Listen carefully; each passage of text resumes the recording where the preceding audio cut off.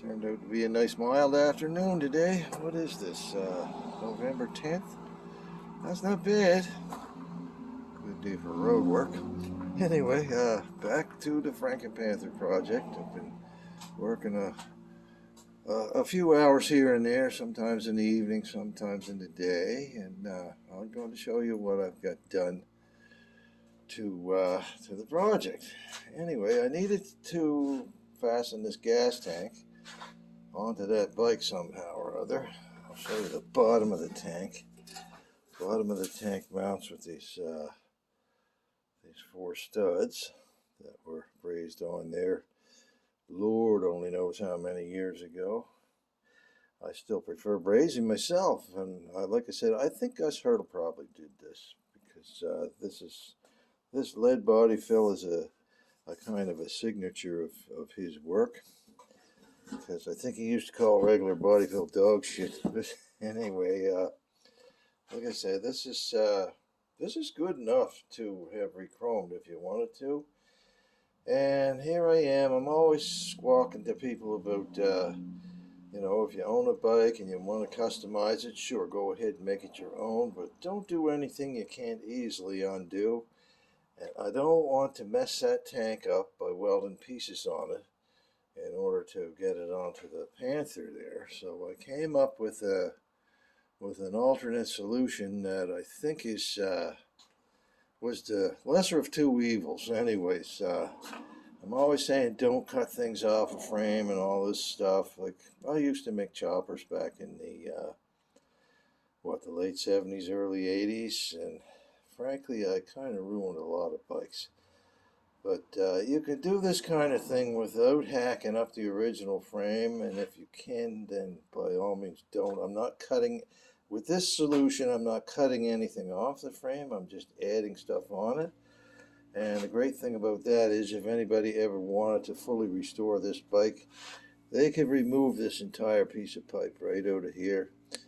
I could take that out with a cutting torch in like 5 minutes, and then you just grind it smooth, and it would be back to its original state. And that way you haven't done anything that's ruined the frame or damaged it in any way. You haven't cut pieces off that you're never going to find again.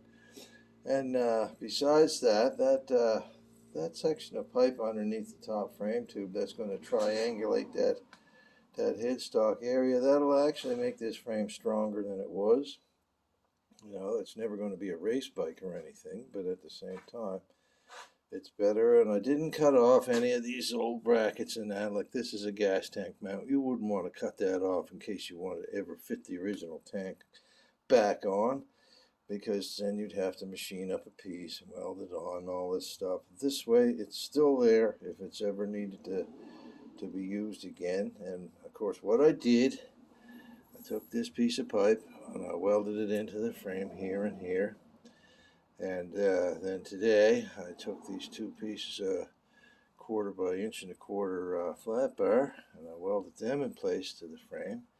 And that's what my gas tank will sit on, much like the original AJS design. This way I can put that AJS gas tank on without damaging the tank itself. And if I ever decided that I wanted to restore my AJS back to original, which I probably won't because I like this version of it, but let me just show you the AJS tank mounts while I'm out here.